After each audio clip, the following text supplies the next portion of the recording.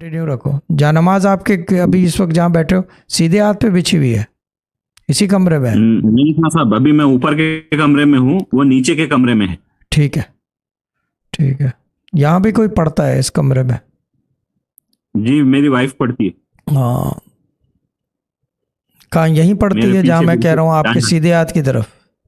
जी हाँ, इधर। हाँ, वहाँ जी हाँ, मलाइका नजर आ यहीं रहा है पढ़ती है। मुझे खड़े हुए। जी जी शाह साहब। ये चीज़ है, इसका मतलब ये कि उनका शाह तसर्रुफ साहब, ज्यादा, हमारे घर में ना बहुत उनका तसर्रुफ ज्यादा है आपसे, पता है? पढ़ने का उनका जी सही तसर्रुफ कहा ज्यादा शाह है। साहब।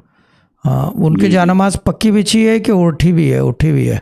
नहीं नहीं, वो उठती बिछती है। हाँ, उठती बैठती है। अच्छा, उनको बोलो थोड़े से पैसे वो भी रख के जानमाज के नीचे डालें, जब जानमाज उठाएं तो जानमाज के अंदर रख के बंद कर दें, बस गिनना नहीं है।